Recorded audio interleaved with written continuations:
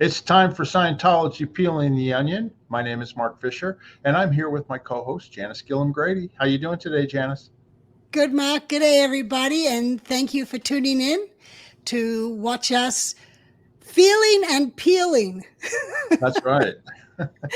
We got a letter from someone that they commented about feeling and peeling, and I thought that is such a great little slogan to use. Yeah. So I'm going to be feeling and peeling.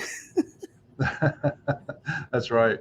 Well, we've Yeah. been surviving the. It's been extremely hot here in Las Vegas. We've been over 115 for like 6 straight days, and over 110 for like 10 days. But it's been hot. Yeah, my poor horse Mooney, she's been having a hard time.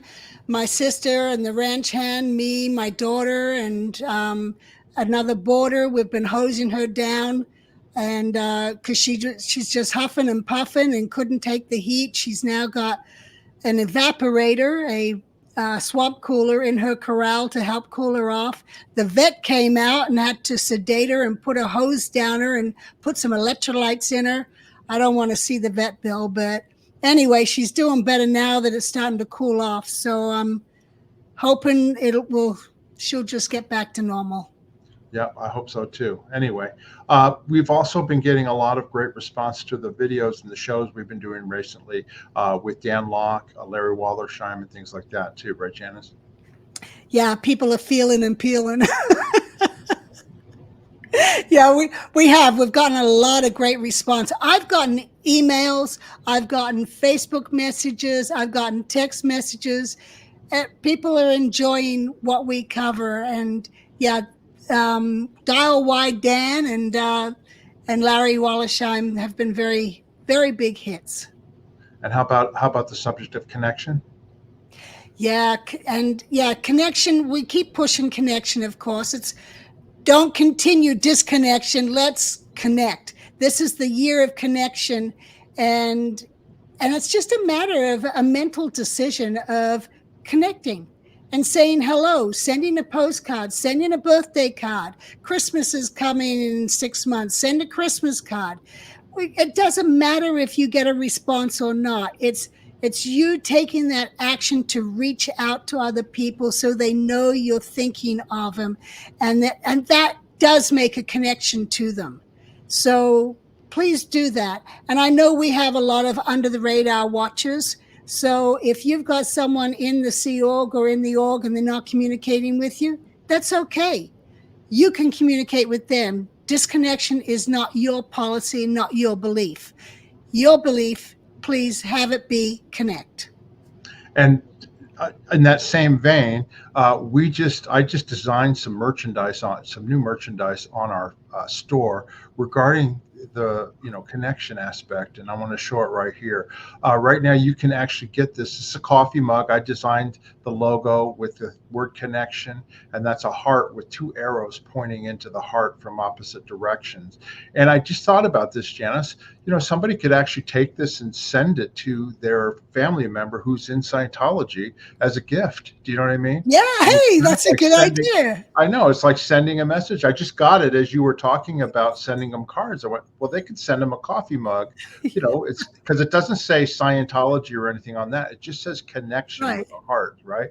And then we also have T-shirts as well in 4 different colors with the same logo on the front, and they're unisex, men and female sizes, all the way up to 4X, and they're available in 4 different colors. And on this merchandise, it's just available down below. All you need to do is just go down, click on it, order it from our store, and it'll be sent out to you. But I think I just thought about that. The connection mug, send it or give it as a gift to your family members that are still in Scientology or the Sea organization.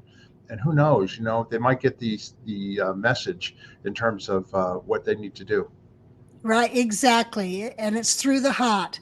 Anyway, I've already ordered a blue T-shirt with the connection and the heart on it. So I'm looking forward to that arriving.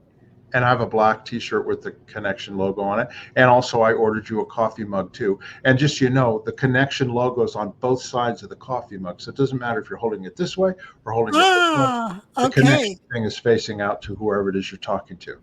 That will become my mug of choice for our shows. There you go. Okay. Well, let's get started with the show. Ready. We've got a great show today, don't we?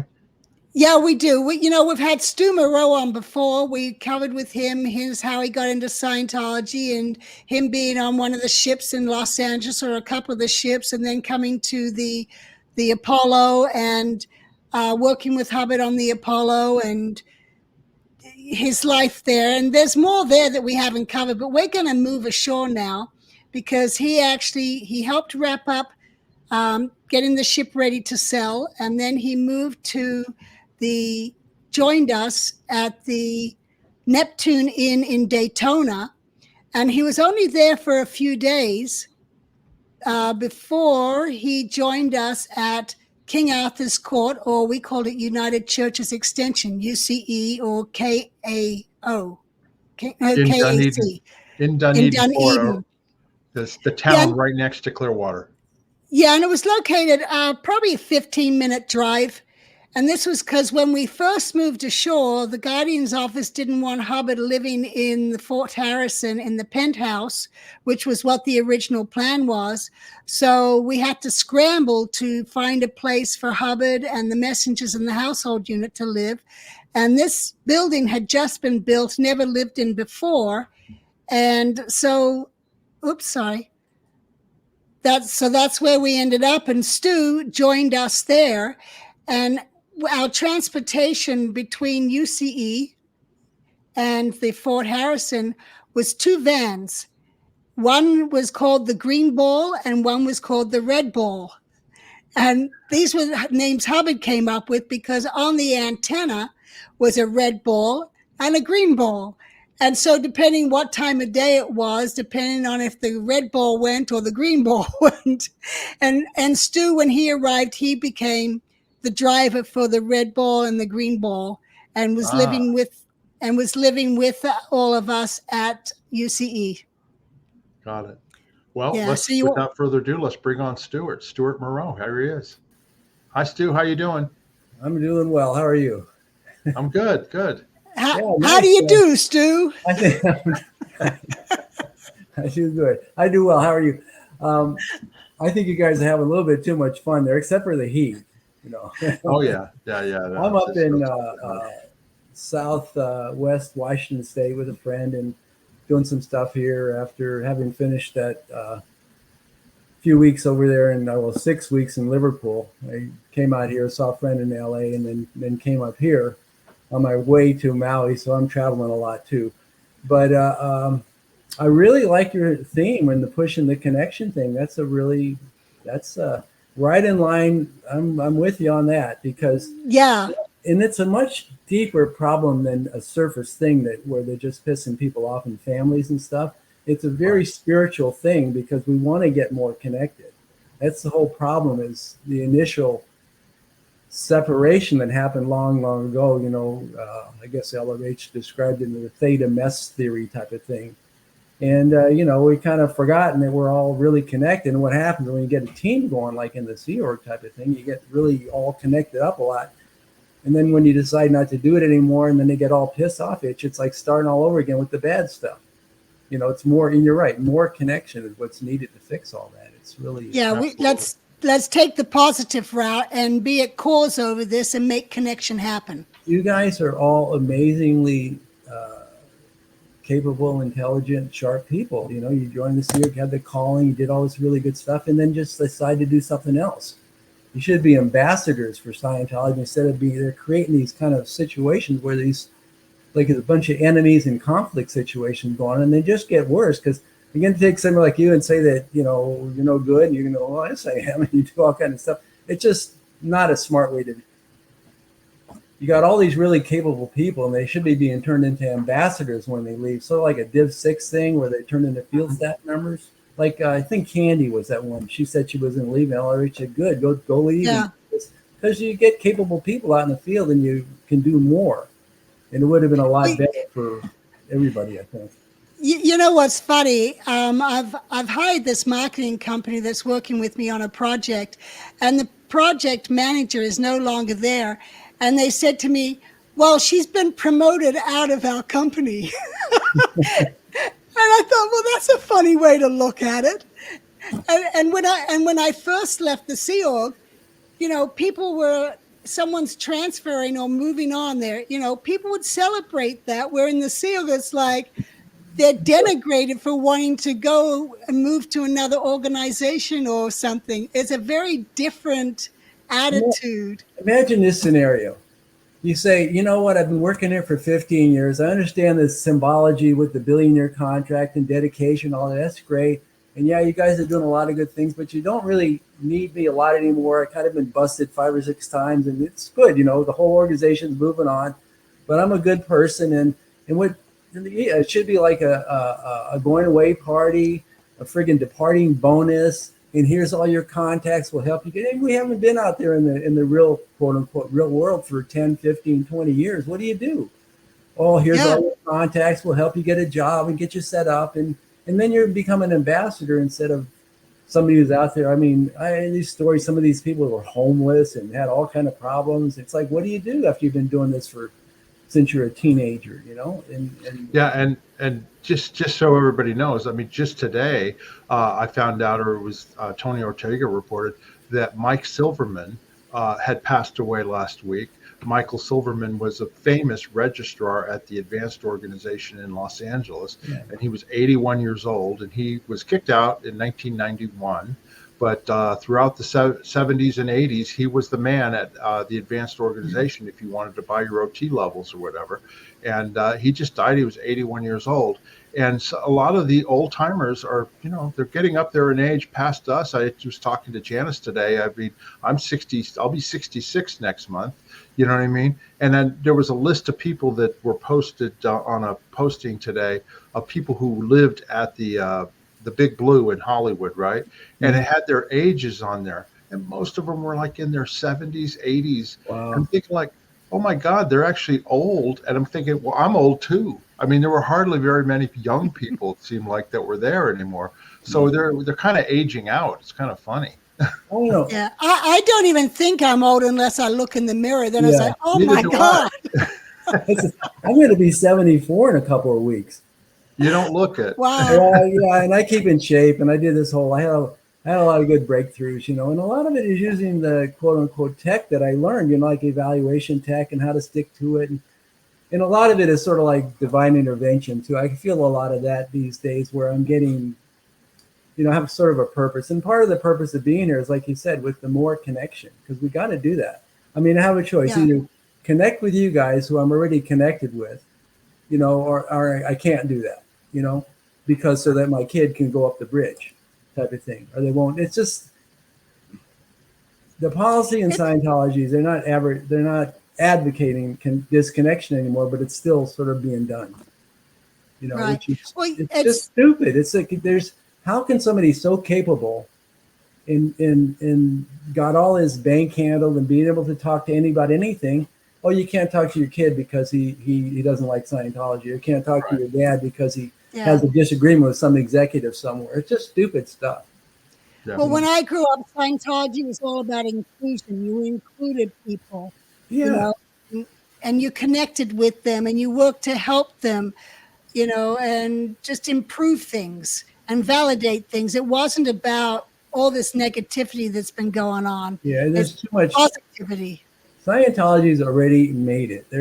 Back then, there was a lot of worry, and I know they were running on the edge a lot of the time. And it's like, it was sort of like an us against them thing going on. I mean, they did get attacked by the CIA, and they had the whole IRS thing going on. That's all been solved. And it's like, it's been around for, 75 years now.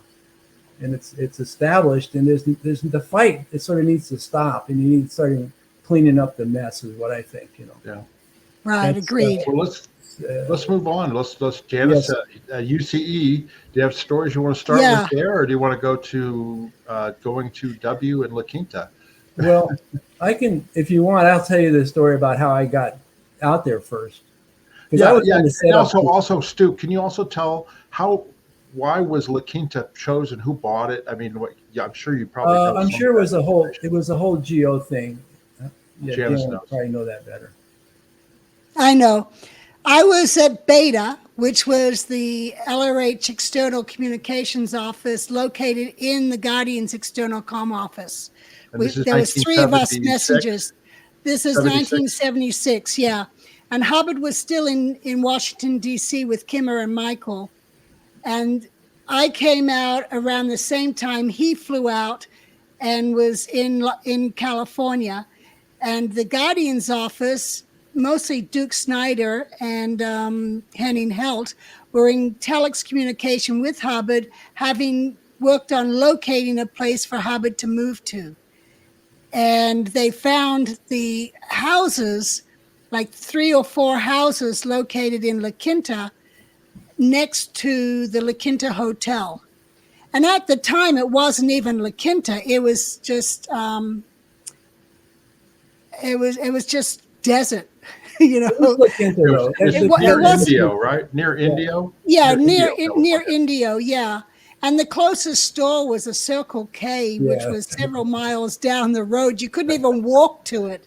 Yeah. But so it was in the middle of nowhere, located behind the La Quinta Hotel, just a row of houses there. And so rattlesnakes and date fields and orange groves, orchards. Anyway, so the Guardian's office located this and handled the purchase. And Hubbard, meanwhile, had been living in California in a big apartment complex. There was like 2 apartments, him and Mary Sue in one, and then everybody else kind of squeezed into the other one. And then a crew was sent out to La Quinta to start renovating and cleaning it up and painting it so that Hubbard could show up. And then Hubbard came with the small group at what was called Astra. I was at Beta, and there was a small group at Astra. And then they all moved over to La Quinta, where Stu, you were there around that time doing the initial cleanup. Yeah, we did the renovations and setup. We had a bunch of targets we had to do and stuff like that, yeah. So, Stu, how did you get there? How did this all come about? I think the reason, get in a car and drive, or what happened? Well, okay, so I was in Florida at the Dunedin place. Right. And I was just a driver, a little, it's like an easy job. You go from all that ship stuff and just, I leave driving. So I was and we had study time in the schedule. Everything was kind of pretty well organized. And, I drive, the people would do all the courses and stuff at the Fort Harrison. So I would drive between there and the Fort Harrison. And that, I guess it went on for months, that whole thing over there. 6 months. Then we packed it all up, and I was on the packing crew. And there's an aside I'll get to with they had a big flap with the guns were let. LRH had a box of mostly antique type guns, but they were guns, and they were left behind.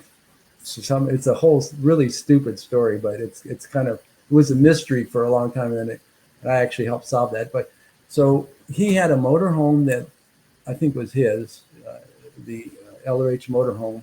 And then he had a little car called a Volkswagen Thing, which was just, it's like a beach buggy. It was it's like a dune buggy. Yeah, it was just a real piece of junk. It's like it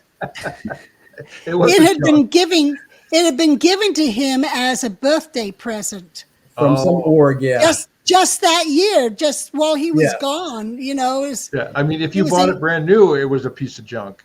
Well, that's what it looked like. They were trying to sort of look like a Jeep, but they were just there was just bare bones. Of the doors, had no padding. It was just the skin on the out, the metal on the outside. Right. Then it was the inside. There was a heater, and so Joan and I got assigned to drive that across the United States. We just got, okay, you guys are going out. You're going to deliver these things, and I don't even think we knew exactly why or nothing like that.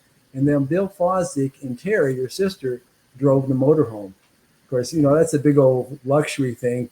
And we're driving, Joan and I are driving this Volkswagen Thing, and it's so bad. It had the rear engine like Volkswagens, and it was cold. We're driving down the South U.S. on I-10, and it had a heater, but it was just a tube coming out. On my right foot would be boiling hot, and everything else would be freezing. And it took several days. We stopped along the way and went to motels and stuff like that. And I forget where we arrived exactly, but Bill, as it turns out, was going to be the CO of the setup crew. Bill Fosdick, and he had been an Olympic high jumper. He was really athletic and built and all that. And we had a very small crew, probably about 10 guys. Steve Falk was in that original crew. He's sort of famous because of having been the courier at the end. And there's Bill Fosdick, yeah. He was a really smart guy, and it was Geo and real enthusiastic. We had a lot of fun there. And, well, he was the assistant guardian on the on the Apollo with us. No kidding. Is that right? Yeah. And but about halfway through the setup mission, what happened is there was this big flap because at leaving, well, like we did the pack up at King Arthur Courts, and somebody left behind a box about, a pretty good sized box of guns that LRH had right in the middle of one of the rooms. And so the next tenants come in and there's a box of guns there and they just turn them over to the police, right? So there's this big thing. And one of them was that's great security. It's just one of those really stupid things that happened. And one of them was a South African Boer pistol that had a wooden case. I mean, a wooden holster. And you could use the holster turn it into a butt for a rifle. And so it became a short-barreled rifle, which was illegal in Florida at the time. Oh. And so that was the big stink. And so there's a whole lawsuit, and they want to, bust LRH basically for having this gun there. And of course, the GO is all over it, and they're trying to find out how the friggin' box got left behind. And Bill Fosdick and Bill Broderick were I think they were the two in charges of the move. Broderick packing. He was married to one of the, not messengers, but I think a secretary to LRH, right? Who, Broderick? Yeah. He was married to Mary Sue's secretary, Rosemary. Right.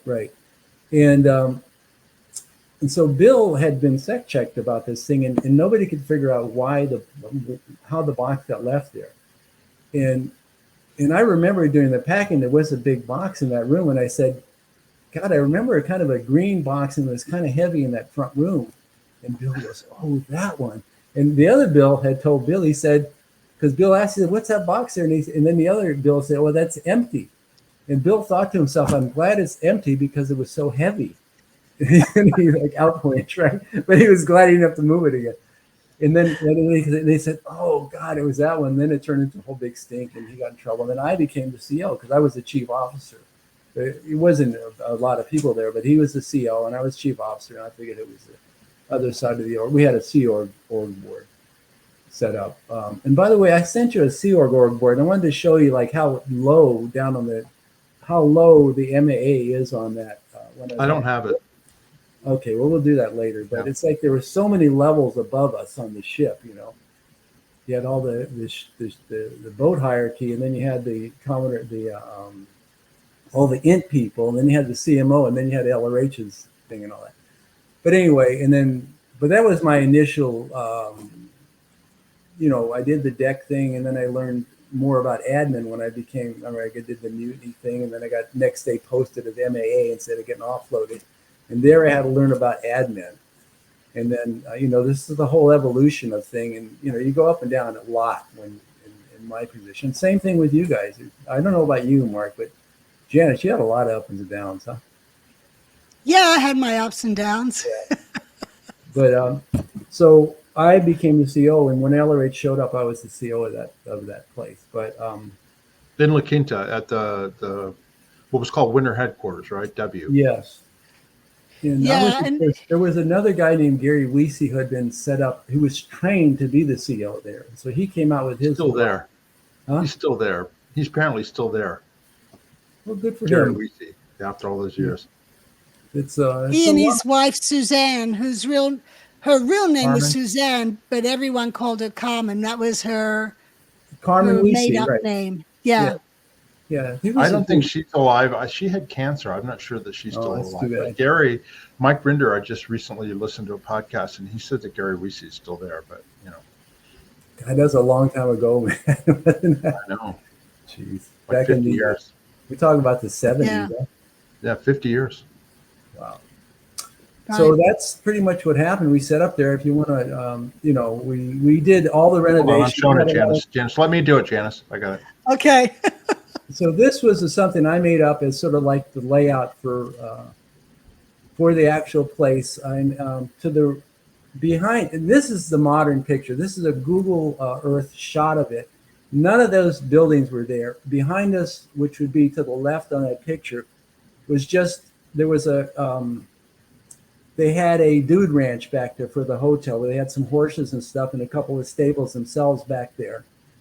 And and and it was all just, that was a big wash, kind of like if there was a water coming down the mountains, it would come along that, was sort of like just a wash, they call that, right?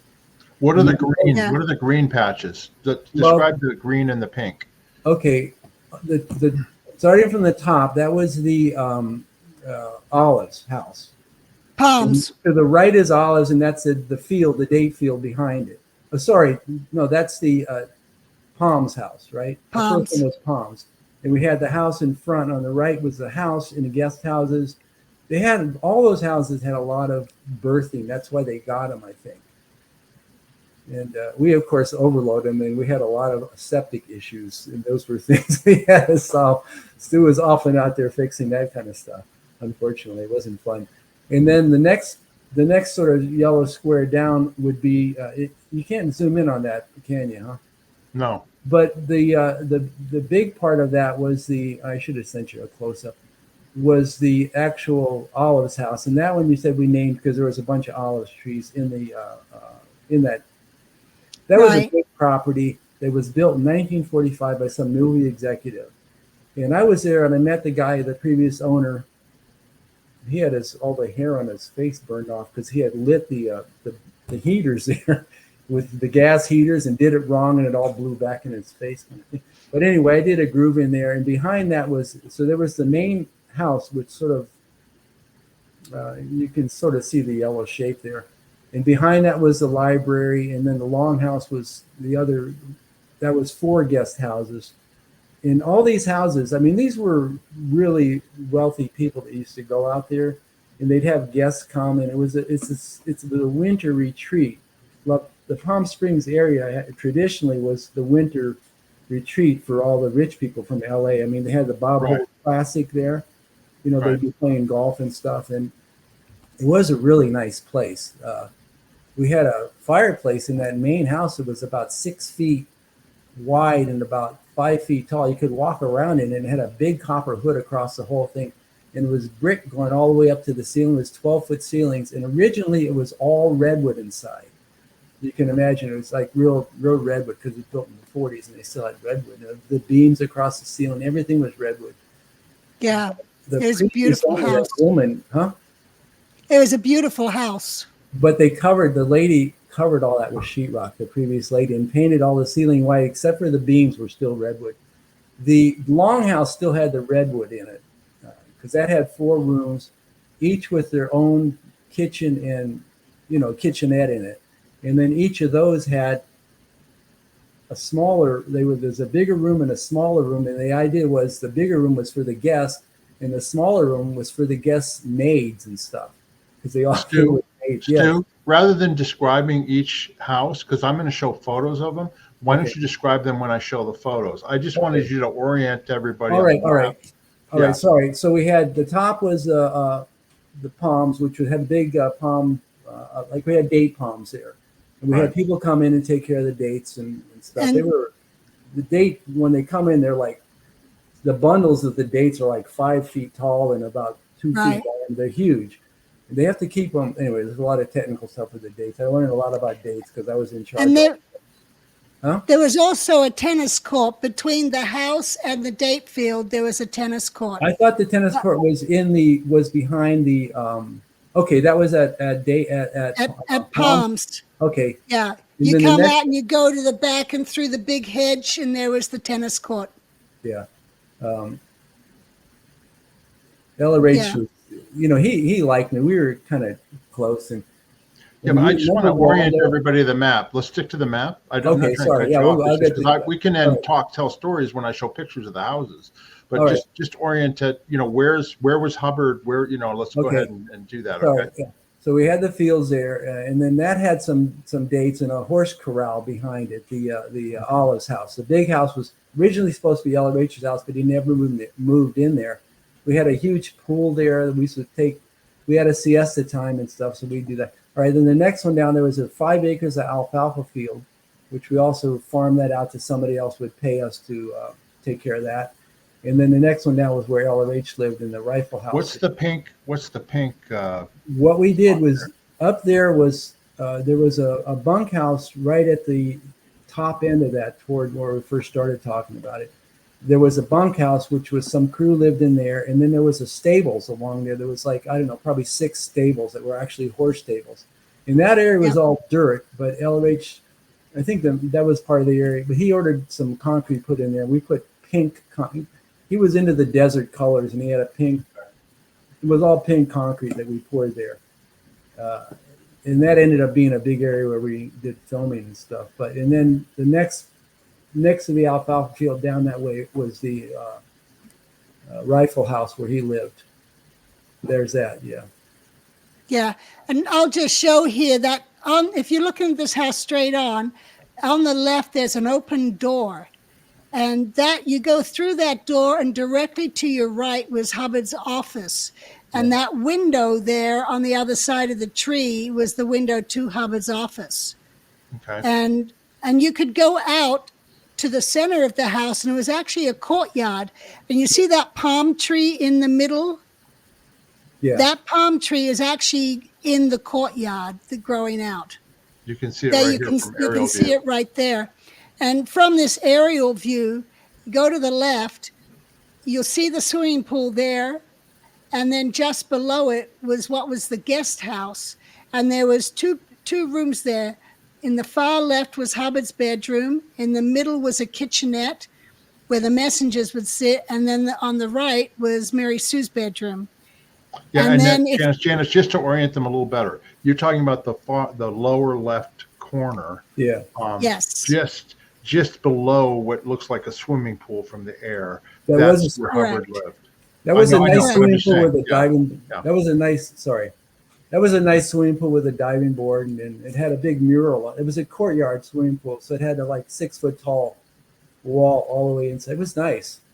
Yeah, it was. And he had it all painted. He wanted like a Mexican theme, so he had it painted all sorts of deserty type colors. Basic colors, red, green, and blue and stuff like that. Yeah. Anyway, and then if you go to the main house, you can see in the middle the palm tree growing out of the courtyard. And you go to the bottom right-hand corner of that house, and that's where Hubbard's office was. Yeah. And you go to the top left side of the house, and that was the kitchen. Here's another aerial photo. Angle. Yeah. Right. And then what's that building up to the top across that green field? Those were stables that had been converted and used for storage of Hubbard's belongings. Oh, okay. Yeah. Okay, great. And then actually down by the house to the left, you'll see that little white building. That was the laundry room that was built because Hubbard didn't want the laundry in the house, and it was done outside. And that's where everything was done and he had a problem with smells, and everything would get re-washed there in that laundry room. And I remember one time he could smell tar in his clothes. And I was trying to find out where this tar smell was coming from that I couldn't even smell. And then finally I was like, I smelled a pole, like a lamppost or something, and there was a tar smell on it. So I went and told him, the smell's coming from the lamppost. Okay, fine. That handled it. He did have a thing about smells and stuff. And I think they used to take ivory soap and shred it to make like ivory soap bars to make the soap out of it. That was back in the 70s. I don't think Ivory had its own brand of soap, laundry soap back then, but he went through several different types to try and get one with no smell. He had a problem with the recycle for vacuum cleaner smells too, because he had his own cleaners and stuff, and they always make dust, and they tried all these fancy vacuum cleaners. And then I'm in the courtyard one day with him at the house, and how's it going? He goes, he's complaining about the cleaners and the smell and stuff. And I said, well, on the ship, I remember Don Bateman was a cleaner on the ship. And he was an engineer, and he was a pretty smart guy. And I said, Don used to use the shop vac, and he'd put it outside, and then he'd have the hose inside, so there's no chance of recycling dust. He goes, oh, that's a good idea. So he started doing that, and then the whole problem with the dust went away. So that was. Well, I remember we eventually got to the rainbow vacuum cleaners, which had water. You put water inside of them. We had rainbows. I'm telling you, we used those at Gillham Hot Springs because those were the authorized vacuum cleaners at the time. Yeah, later on, Stu, the rainbow vacuum came back in. We had all that stuff at Lake Quinta. I know. None of those worked. The rainbows didn't work. It came back later on. It came back. After you left. The real why was put the vacuum cleaner outside.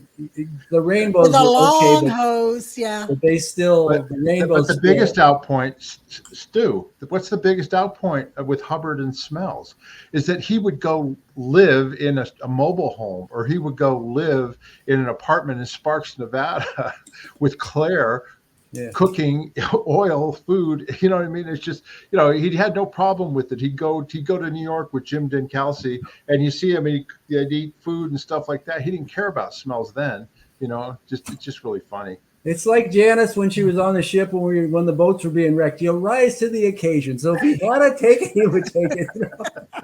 He had to put up with it. He did, No, LRH, we got to say, he was a big shot executive. He had his entourage. He had his ways, and they all do. I mean, I worked with some guys after that, and they just do whatever they want. It doesn't matter. And it's like they have their ways, and if it's a distraction, and then that stuff never bothered me too much.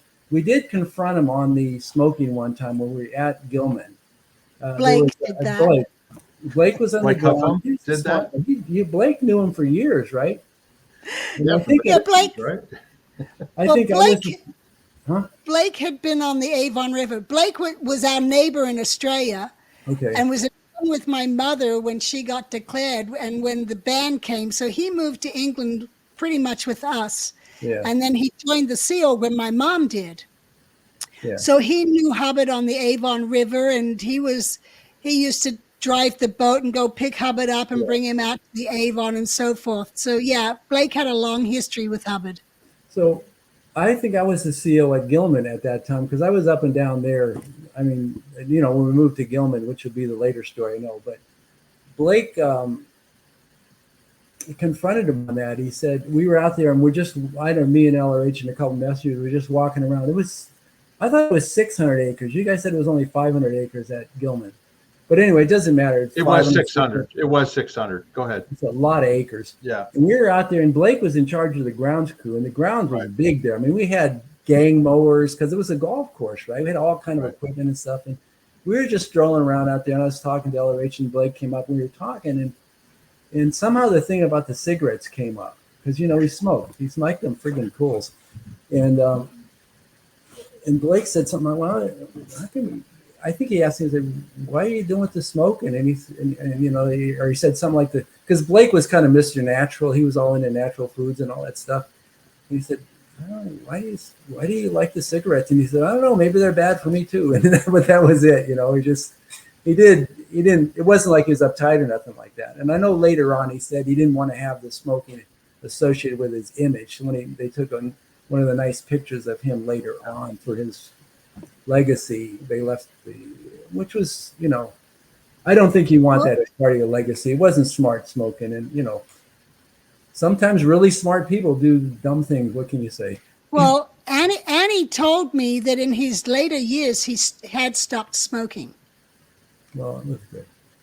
Why? Because Blake asked him to. That's why. Good job, Blake.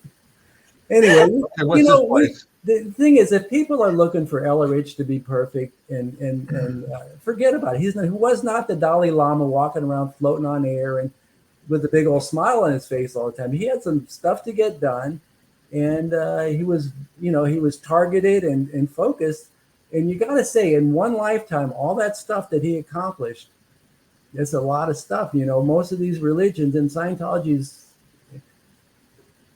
it's getting to be a pretty well established as a religion. It's been around 75 years with all the ups and downs and all the surprisingly horrible things that have happened. They could have, wrecked anything.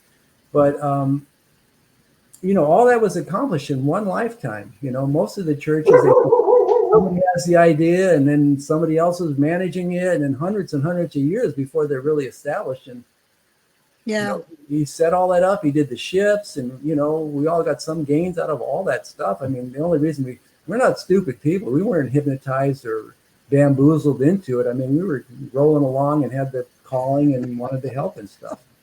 Yeah. I wasn't bamboozled. Oh, excuse me. Some of you were born into it. I'm sorry. Exactly. Okay. All right, Mark. Well, this is Olives. So this was the property that Stu was talking about. Beautiful house. Oh, yeah. And this here was the front of the house.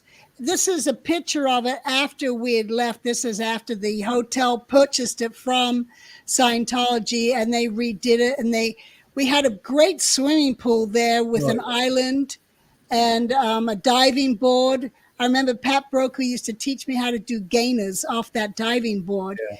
And it had a little bridge going across where the previous owner used to have his breakfast out there on the island with the palm trees around him. Yeah. But the hotel destroyed all that and converted to tennis courts. Yeah. Right. They put a sunken tennis court where the pool was. Yeah. Can I just add to your little story? Yeah. Yeah. It was like the first week we were there, and I remember 123 in the shade, but I looked it up, and they said like 118, 120 was pretty hot. Yeah. But so maybe the 123 was, but I remembered that, but it was hot. Anyway, it was hot. And it is a desert, so you get the evaporation works a lot better, so you do cool off. But it was, and LRH instituted a siesta time in our schedule. I mean, it was a great assignment getting assigned to La Quinta as in the renovation crew. We didn't really have any bosses yelling at us all day long. And we had stuff to get done, but it was a good crew, and we just would get stuff done. But he instituted an hour and a half. I think it was an hour and a half siesta time. But there's me and Joni that's the little island at the pool there. Yeah. Yeah. I was a little chubby then, wasn't I? There's me. You had more muscle on you. Oh, they call me skinny. More meat. Janis, is that the diving board where you learned how to dive? Yeah. Well, I knew how to dive. It was the gainers I didn't know how to do. I know. No, but that was our normal lunchtime hangout. We'd go there and hang out at the pool, and Bill Fosdick was the card. He'd be doing all kind of funny dives, and it was a good time. We had a pretty it was a fun assignment until Stuart came up with the idea of getting the film project started. That's the next one. The next story, but that's my little 15 minutes of fame in Scientology, which we'll get to. But okay. It was I'm going to show the next location. Here's the next location with this. So this is Palms. On the map that we showed in the beginning, this was the top property that was green. So this is Palms, and behind it was palm trees. And then to the left, to the back of it, no, that's Olives. Oh, yeah, here. So that's the back of Palms, and then to the left there, that little room, that's a garage house. My brother and sister-in-law Doe used to live in there, right, yeah. and the garage was behind that, and you can see the palm trees there. You said we used to eat in that house, right? Yeah, that's where the crew food was. There was a crew dining room. Yeah. And Kim and Michael lived upstairs along with Loie and Gary. Mm. And then downstairs in the basement was Qual, where the crew studied and the auditors and trainees all were. That's right. And then we'd hang out there on that planter, and then there's the swimming pool. The Palm swimming pool was better for swimming than the Olives one. So we used to also hang out there at the Palms swimming pool as well. Yeah. Okay. And siesta. There's here's the date palms, right? They're kind of small for dates. The date palms we had were taller than I thought they were. Taller, but they were taller. Yeah, they used to have a man lift go up there, and they'd cut them down and harvest them and stuff. And they'd put those paper bags around them to stop the birds eating the dates. Well, no, what that was for is dates are so delicate. They only grow. That was the only place in the United States they grew. Maybe someplace in Arizona, but outside of the Arabian desert, because if they get rained on, they get ruined. So they would bag them so that if there was rain, they wouldn't go on the dates. No kidding. Oh, okay. Yeah, that was and part to keep the birds away too, probably. But definitely, if they got wet, they would get ruined. They were so, genetically adapted to having no moisture at all. These in the air anyway. Right. Yeah, they get it through the roots. Yeah. Okay, so I got the next place here. Okay, yeah, this is the longhouse. I actually lived in there. So this was part of Olives. Right there on the left is an olive tree, which is why it was called Olives. There was a lot of olive trees there. And there was also a row of, on the outside wall, a row of citrus. And I told the story before about Steve Irwin planting the little nutrient. Janis, your mic is breaking up. Move your mic. Okay. That's better. Is this better? Yeah. Yeah. Okay. Anyway, I've told the story before about Steve Irwin putting the nutrient sticks around the outside of the umbrella of the tree and Hubbard wanted him to put it in closer to the trunk. And Hubbard taking a swing at Steve and Steve ducking and it hitting Gail. Anyway, that was just on the other side of the wall from there. You'll have to go back to Messenger series, whatever. I have the photos. So I'll bring it up here. Yeah. And then this is the library of part of Olives as well. And in the library was the big ladder that you could push along to go up to the top rail. It's like this whole wall full of books. And that was the Messenger men's dorm. That's where Pat Broker and David Miscavige and Mark Yeager and Scott Stratman, any others, they all lived in there. It was their dorm. Yes. I have a question, Stuart. Do you know this library, was this attached to Olives? This part of that? Beautiful. There was a little space between them. And the woman that was living there, then I met her, she was a writer. She used to write radio shows, like in the old days you had the Scarlet Pimpernel and these types of things. She was a successful radio show author. And so she made a lot of money doing that. And that's where she used to write. And it was a beautiful library. I remember 12-foot ceilings, but it looks a little shorter there. But they were tall, and it was all mahogany paneling. It was like 2-story, and it had, like Janis said, it was. My question though was this her house? Like this? Well, this was just an office. That was just a writing room. It was a library. But what was it attached to? Was it attached to which house?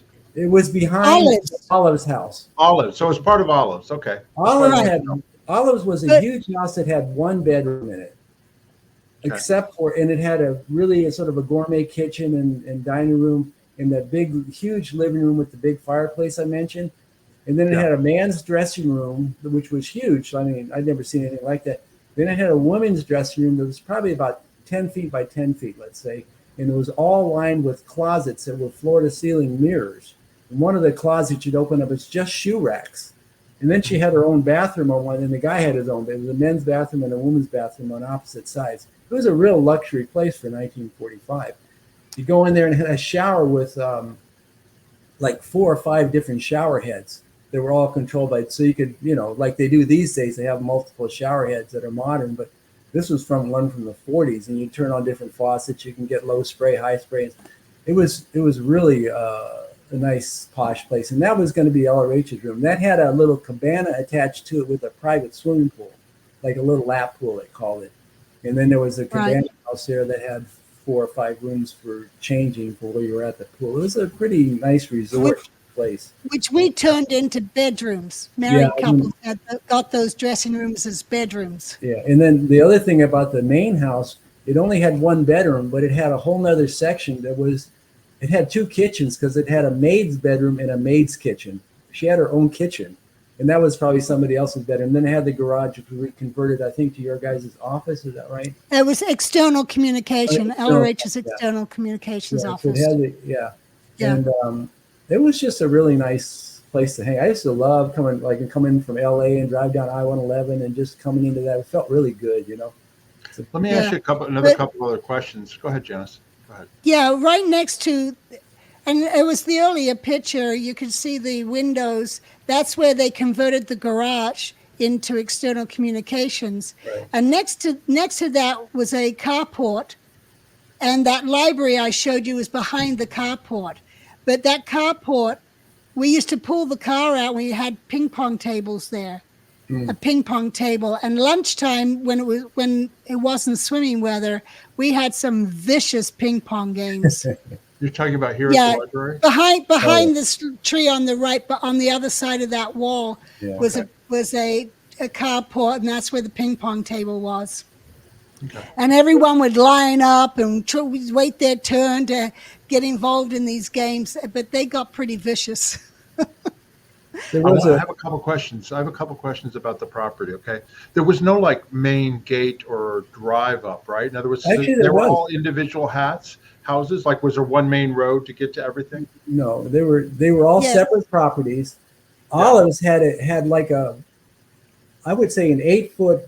And these were houses. They were sold. They were made out of adobe. At least the Olives house and the Rifle house. I'm not sure about the Palms house and the Rifle house were actually adobe houses with locally made Spanish tiles. The guy used to make them out of back on his knee. They were red, half turned. That's kind of like a little technical history stuff. But sorry, what was the question again? No, was there like a main drag to get in there to the property, or like could people come in from different roads or what? Olives had a big electric gate going up a big driveway. That's really was very fancy, and we had rose bushes sort of in the middle of it, and then there was it would sort of go straight into the garage, which we turned into, like I said, the offices. But and then next door had its own driveway, which was the Palms house. The first one had its own. Everybody had their own driveway. They were kind of connected through the back. That's how you guys would travel through, right? Jan? Yeah. There was a road, Obregon or something like that. On the left side. On the right side of this picture. Right. If you go to the top where it's green and you go out to the road on the right, it's the only road on the right side. That road going all the way down covered. There was a driveway into Palms. There was a driveway into Olives. There was a dirt road to the alfalfa field, and you keep going down, and there's the driveway to Rifle. The ranch house. Yeah, so you could enter them all from that, and on the other side of the road was the La Quinta Hotel. Yeah, that was the hotel. Okay, but what we did is we were not to bring traffic to that road so that any neighbors couldn't notice us, that neighbors were La Quinta. So down by where Rifle is was where we'd come in, and we'd take that road that's curving off to the left there. Yeah. And going the back end of those green boxes. Yeah, and that's how we normally entered. We had 4 or 5 green Datsuns that all had the same license plate, except for the last number on the plate was different. And so that was so that people would think it was the same car, though it was like 5 different cars that all looked the same. So Janis, then, so to the left of that road on the left, those little houses, they weren't there, right? Stuart, you said all those little houses. It was just desert. It was just desert, right?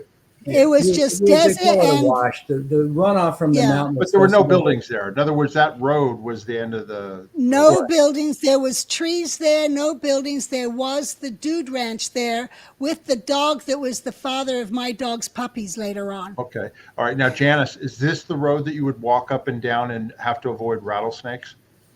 Get into Rifle? No. Yeah.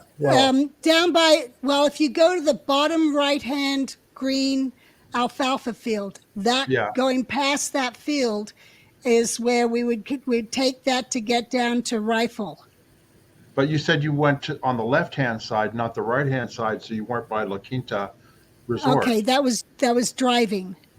Oh, that was driving. If you're walking, no. So if you're driving in one of the green Datsuns or your own car, you took that curved road in the back way. People didn't use that street that was the old front way into those houses. People didn't use that. Even to get into Rifle, we took the back way, and we took the paths. We walked, or we had bicycles. Yeah.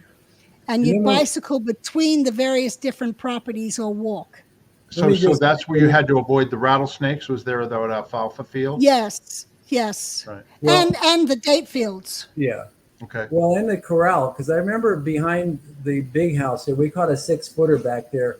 Somebody was driving their bike along behind the big house there, and there was a 6-foot rattlesnake, and it went into it. There was a wood pile right there, and there was a big flap. So we undug the wood pile, and there it was. And then we got a rake on it and chopped its head off and stuff. But that was a pretty good sized rattler. But they were pretty regular, you know. Well, then that answers my next question, which I was going to say, how did you guys keep security in there from Hubbard? And you had rattlesnakes everywhere, so you didn't have to worry about intruders. Well, you know, I'm joking. When intruders came, like when Adele and Ernie Hartwell showed up, and they sent a reporter there. They were on the front trying to get in that way, and that was all oleanders and rose bushes, and you couldn't get through. And so there was big gates, so you couldn't get through, and they didn't have enough knowledge to go around the back, and then you're exposed to everything around the back. I see. Now, I have one other question, and then I'll let you guys go on. How did Hubbard, did he just stay in the rifle compound? I know later you guys did cine and all that, but would he take walks up to olives and palms and all that stuff? Or was he just basically, him and Mary Sue, confined to rifle? No, he had a Jeep Cherokee. I had a picture in there of John Brousseau working on it. But, oh, okay. He had a Jeep Cherokee, and the messengers used to drive him in that. And we would go on that curved road from the back of Rifle, or we'd go out the front sometimes and then onto a regular road, onto the dirt road. And that was all dirt road at the time. And we'd take that curved road all around to the back, and then you'd drive to the different properties there. Mostly he went to the date packing plant because that's where his audio Visio department was with David Wilson and Dan Albach and Tom DeFore.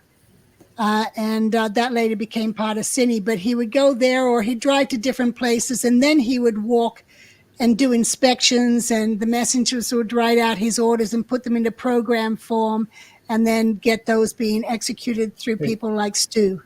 We used to do we did a lot of the shooting. Remember, we went on shoots with him, and they did a lot of the Volunteer Minister's Handbook shoots from La Quinta, wasn't that? Yeah, that was later on.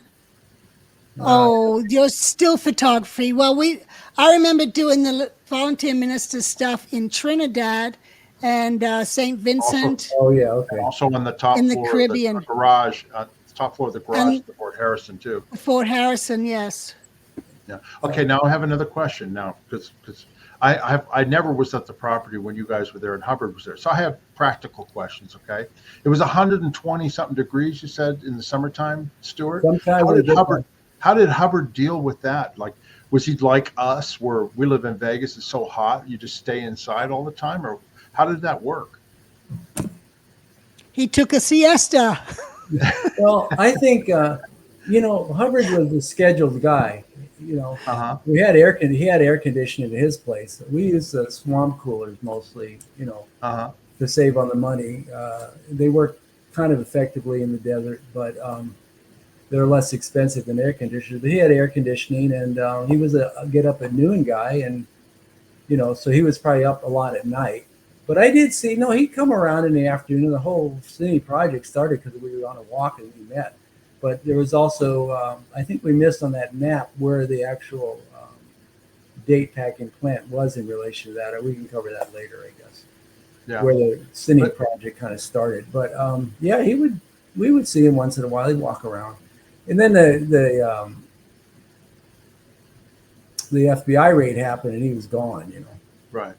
Now, and he had a beard and long hair, right? Yeah. He did not look like what people thought L. Ron Hubbard would look like. Yeah. Right. He had the long hair and he had the beard. Yes. Yeah, Stu. The reason I asked that is because in the video we did on when he went to Sparks when the raid happened, Janis tells a story that Dee Dee and they had to cut his hair when they were on the run. Everybody dyed their hair and in a motel room, and they cut his hair like a bowl cut. Oh, really? Claire cut his hair like a bowl cut. How did he like that? I don't know. I wasn't there. But Stu, you got to watch this video. There are some hilarious stories Yeah, about what I got happened. it. I got halfway through. I like that one. Dan, the dial wide guy. I was halfway through that. Yeah. But anyway, back to Hubbard. I was just going to say. So basically, he didn't look like, if somebody was walking by, who didn't know who L. Ron Hubbard was, or who did, maybe seen a photograph of him over the years, they wouldn't necessarily recognize him, right? No, he was trying to do the Wild Bill Hickok look with the beard and a little beard, that's pointed beard and the long hair and stuff. Yeah. He was trying to be incognito. Yeah, definitely. And we had a lot of security there. Like you said, driving around the back, and we were all briefed what if process servers came up. There was security? You guys had a security force or no? At Rifle. We put up a big Leo Johnson, this really good carpenter guy I used to work with, an old guy from England. Leo Johnson was Irene Derman's father, right? Yes. Yeah. Really? He was from Australia, originally from England, immigrated to Australia. Yeah, I remember him. He was a really nice guy, really sharp. But I learned a lot from him. But we put a big old 16-foot tall fence up, a big wide sort of blockade in front of the rifle house. Or I don't know how it could have been 16 feet tall, but it was pretty tall, and wide. And then we had guards there too all night. It was a guard dog. I was a guard dog. It was the guard system. The guard system was basically different crew on rotation. It wasn't. They weren't assigned as guards as their job. They weren't uniformed. They weren't uniformed. They were civilian. But they were like crew members, like we did on the ship. You did 4 hours the quartermaster. Yeah. So it's the same thing. They all went on rotation of 4 hours and throughout the night, and they got to sleep in the next day and so forth. And they wore civilian clothes? Like they weren't wearing like security. Everyone wore civilian clothes, and the guys they grew their hair long, and they all wore jeans, and they just looked like normal people. Yeah, well, with the long hair. Hold on. We had a crew come in to we had to put evaporative coolers in all the units where people were going to be living. And everybody's got long hair here, right? Yeah. Well, that's a picture in the front. That's Gary Riesdorf and Steve Irwin. I guess this was Gary's wedding. And then behind him in the back row, that's Mike Douglas on the left. Stu, there next to him. And then Dave Miscavige. And then Dave was 16 at that time. And then Ralph Raj Kernbach. Yeah, but you guys all grew out your hair long, right? Yeah, they all had long hair. Yeah. Anyway, these are all just people. Well, sure, because those are people that, these people know these guys. There's Dave. Yeah. There was a nice picture of Gail and Steve. You just flashed by, Yeah, no, we'll go through and show them. Okay, so security was kept in there. Now I have a question for you, Stu, because you were brought there. Well, you came there, and then you built a lot of this stuff, right? I mean, did you have to renovate, like start with rifle and then move from building to building? Yeah. And what was your labor force? Was it crew members, or did you actually hire contractors, or what did you do? We hired a contractor. He wanted evaporative coolers everywhere, and I'd never even heard of an evaporative cooler. Basically, it runs water over a filter, and you're sucking the air in, and it's a big blower, so there's a lot of wind involved. And the principle with evaporation is the water temperature by the process of evaporation drops about, 15 or 20 degrees. So they work pretty good in arid areas because you have rapid evaporation. And so he had the idea of putting these, they call them swamp coolers, because they kind of like have water in the bottom, and they have a little drip system, and they go over filters. But we had to put those in all the houses. We had a contractor crew come in there. And it was kind of odd because they would eat with us sometimes. We did a big table, and they were wondering what they were saying, because they could tell there was something going on. They were saying, "What are you guys anyway?" And there was that guy Mark and Steve Fout. They were always very good with the snappy, distracting answers. I'm kind of straight and honest. So I would have a hard time, lying basically. But they would destroy.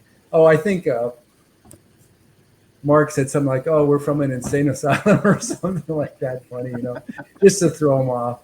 But they came in and did all in the ranch house, and I think we probably installed them in all the houses, I would think, where the birthing was, somehow or another. But I know we had them in a few of the houses, and but mostly it was just a crew there. It wasn't a lot. It was mostly painting, and LRH was kind of uptight about fiberglass. So the air conditioning systems had to be stripped down and all the fiberglass removed and put back together with like rubber insulation or something like that. So we probably had I know Mark Ferrero was there as an electrician, and I think his brother too, Craig, right? No. Craig wasn't there then? No. And then we must have had a couple engineer types to take those air conditioners apart and stuff like that. Yeah, and well, Paul Davis was there. Paul Davis is an engineer. And then Rich Cohen was there. He was an auditor, and all the guys that I recruited. Yeah. Dan and them came later, though, when you did that recruitment mission. Yeah, they came, They came in mid-77. That's Dan Cohen on the left and Paul Davis on the right, correct? Yes. Paul was with us on the Apollo. I saw Paul in LA January last year when I went there. Really? I heard he was like a paying public.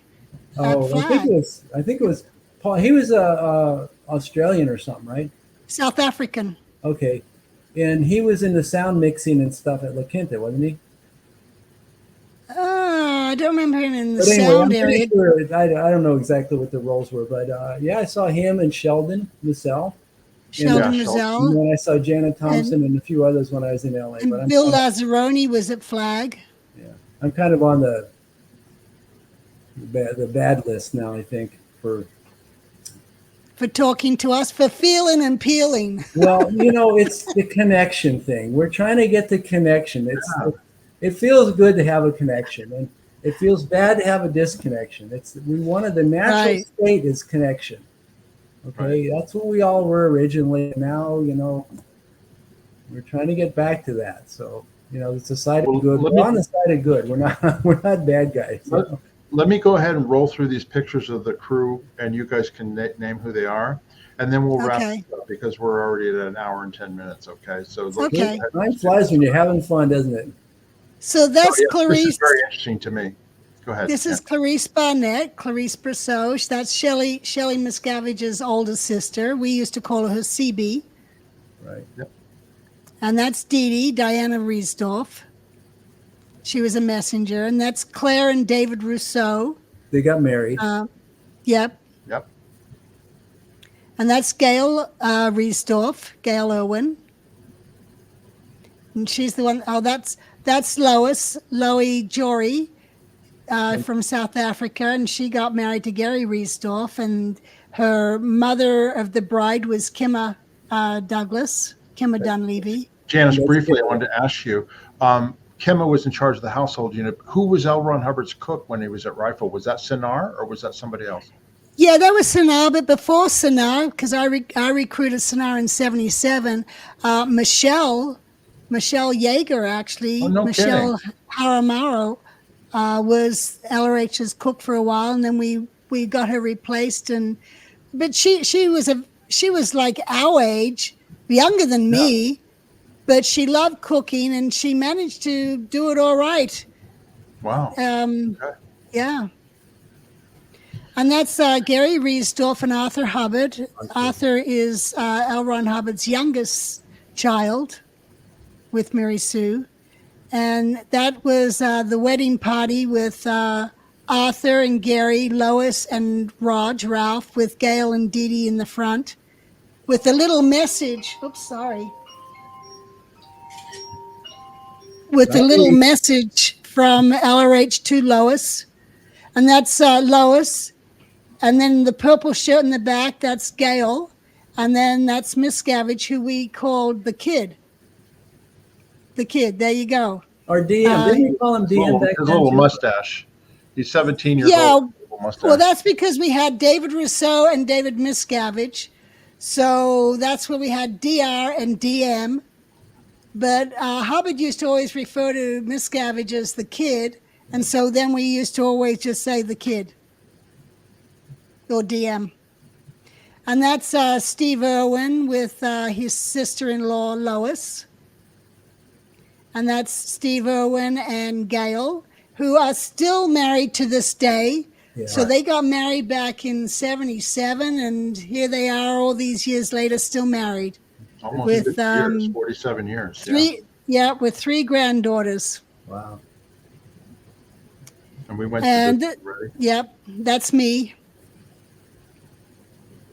And that's Bob Waldman, or we called him Waldo. He was training to be on the pro tennis tour, and I recruited him to be an auditor. And Rich Cohen did the recruitment mission with me, that we recruited Waldo and Dan and Sue Kuhn and a whole bunch of other people. I played tennis against Waldo a couple of times. He was a maniac. Did you? He would jump up the and serve that ball, and man, it was tough. He was crazy, yeah. I'm not sure, just a little aside at La Quinta there. And LRH was standing there, and like I was saying, I was going to tell you this before, he kind of liked me, so he's kind of encouraging me to win. And I didn't know how to play tennis that well. I didn't know any tech about tennis, how to hold your hand stiff and all this kind of stuff. I just played because I was naturally kind of athletic, but I didn't know the tech of it. And he's in my ear back there. I hear him whispering, "You can win this, Stuart. You can win it." He was kind of like, he was always experimenting. LRH was always pushing the limits. So I'm thinking, and it was kind of annoying me, and that he was watching too, because I'm thinking I'm playing against somebody who knows just way better than me, is the kind of thing. And I didn't win anyway. It didn't work, but tech will be just natural ability anytime, Yeah, I'd never played tennis before until we were there, and then it was like, oh, okay, we have a tennis court. External comm guys are playing tennis. Okay, I'll go play tennis. But it was a lot of fun. I mean, we had that. We had the swimming pools, and we were on a regular, easy schedule. It was a really nice assignment for being in the Sea Org, But you must admit, Stu, when LRH left because of the FBI raid and Mary Sue took over, the schedule got even lighter. I didn't exactly remember that, but I remember that I do. The all-nighters started because we had to clean up the paperwork, and then we talked about that. We talked about that in the Sparks video. The vetting. So that's Dan Kuhn. Dan Kuhn on the left. Outside of on the right. Let's move on. Okay, that's Dan Kuhn on the left and Steve Irwin on the right. Correct. Okay. Yes. Okay. And that's me in my tennis outfit. That was to be a model, huh? That was my 21st birthday, and they'd given me a tennis racket and a tennis outfit. And I think Jan was saying, "I'm going to be a model," or something. No, she wants to win Wimbledon. She's getting ready for tennis. Yeah. That would never happen. Yeah, whoever played against me did a lot of running on that court. And this is at the date packing plant. This is where the LRH's audio was. The back in the short sleeve shirt, that's David Wilson, he was one of the recording engineers. And then Mark Ferreira, everyone called him Muff. That's the back of him. And with the long hair on the right, that's Doe, my sister-in-law. And then on the left in the center there, that's Annie Broker, Annie Rush at the time. Okay. And that's CB, Clarice Brosseau, Clarice Barnett, Shelley's older sister. And I put this in here. And I put this in here to remind me to tell that every dinner time at 6:00, soap was on. It was a soap opera. And it was a comedy, we had never, having been on the ship, we hadn't had TV. And I didn't know any TV series from the 70s or the 80s, And anyway, this was on, and every dinner, you'd quickly go grab your dinner, shove it down as fast as you could, run down to the ranch house where the crew lounge was, and a whole bunch of us would sit there and watch soap. And when soap was over, we knew it was time to go back to work. Yeah. That's funny. That was life in La Quinta. It was pretty nice for a while. Yeah. Yeah. Well, we will end. Project. We will end this video here, and of course we will pick it up because there's more things and more stories to tell about life at La Quinta at the W headquarters. And we want to thank you, Stu, for being here and telling these stories. It's been very, very instructive. Like I said, I never was there. I never lived there. So I'm very interested in these stories. But anyway, little blurb for the next one, real quick, is that it's going to be a lot of stuff about working close with LRH in the next one. Okay. All right. Please subscribe to our channel if you haven't already. Just go down there, hit that subscribe button. It helps us get these videos out to other people. And also hit that like button. It definitely helps us out. If you've got any questions or comments, please go down below and write any questions or comments. Janis loves the comments. So I do. She needs up stats on the comments. So anyway, go in there and ask away, and we'd really appreciate that. And then finally, if you'd like to support our channel, you can buy us a coffee. There's a link down below in the description. Click on it. You can buy us 5, 10, 15 coffees, whatever you want. And we really greatly appreciate the support. And then finally, let me mention again, it's the year of connection. And so we've got these new merchandise items, this coffee mug, connection with the heart and the arrows pointing at it on the front and the back. And then also we've got it, that same logo on a t-shirt, and it's in 4 different colors, and it's for men and women, and it's got, all the way up to size 4XL. So anyway, if you're interested in these items, there's a link down below where you can purchase the merchandise at our merchandise store. And like I said, it's a good idea, Janis, right? They can buy those coffee mugs and send them to any of their friends or family that are still in Scientology, and it'll be kind of a little way to get the message across that, hey, get back connected to me, Do what you can to connect. That's right. I like that. Okay. Anybody have any up for me? All right, nothing else. If everybody, we'll see you next time. Bye-bye. Bye. Take care.